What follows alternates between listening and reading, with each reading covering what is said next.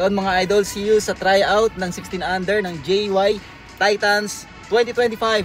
Let's go!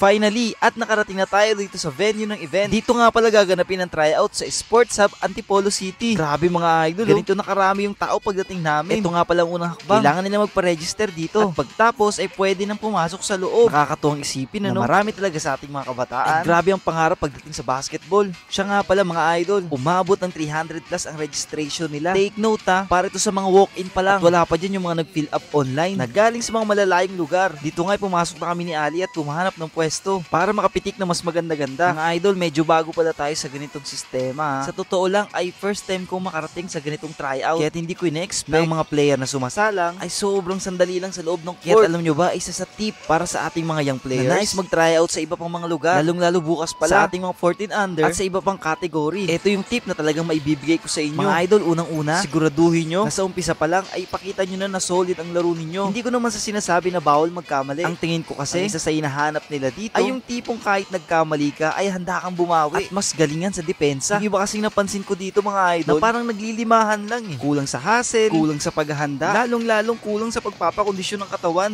Kasi sa totoo lang mga idol, bilang isang atleta, yan ang pinakapuhunan natin ay ang may maayos na resistensya, may magandang kalusugan, yung mindset natin na palagi dapat nakafocus sa laro. Yun kasi talaga yung kulang sa atin. Yung tipong gusto nating lumakas, pero nung ginagawa panay ka lang cellphone, panay ka pa puyat, at yung iba sa murang edad ay nagbibisyo na. O teka lang mga idol, bago ang lahat, kung nakasama ka nga pala sa tryout na to, at lalo kung nakita ka sa video natin na to, pa-comment naman idol kung taga-saan ka para malaman natin ang pinakamalayo nag-tryout sa araw na to. At pa-share mo na din ha. O siya mga idol, bumalik tayo dun sa ating pinag-uusapan. Basta simple lang naman yung diskarte. Kung talagang gusto mo magtagumpay sa pagbabasketball, matuto tayong magkaroon ng disiplina sa sarili. Iwasan ang pagpupuyat, kumain sa tamang oras, at lalong-lalo huwag kakalimutan mag-training. Kasi di ba nga may kasabihan tayo, na practice makes perfect. Kung ano man yung nais nating mangyari, kung ano man ang nais nating maging resulta, talaga namang dapat nating pagtrabahuan yan. At magtiwala lang tayo sa proseso. Dahil alam nyo ba, lahat naman ng hinahangaan natin ng magagaling na players, dumaan yan sa napakatindi mga trainings. Kaya pag sinabayan natin ang ating sipag at puso sa laro, asahan natin ang magandang resulta nito. Basta't matuto tayong magtiwala sa proseso. Sana mga kabataan na nandito ay matuto nating paghirapan, pagsumikapan, at pagtrabahuan ang lahat ng ating mga pangarap. Dahil isa ako mga idol sa naniniwala sa'yo na kayang-kaya mo yan. Sipagan mo lang at galingan sa buhay, makakamit mo rin ang minimithi mong pangarap. Hindi man dito sa tryout na to, maniwala ka lang na sa mga susunod na ganitong event ay makakapasok at makukuha ka na. Basta trabahuhin lang natin lahat gusto nating mangyari sa ating buhay. At isa pa pala mga idol, muntikan ko lang makalimutan, ang pinaka-importante nga pala sa lahat ay wag nating kakalimutan sundin ang ating mga magulang. Dahil aminin man natin o hindi, sila pa rin ang unang maniniwala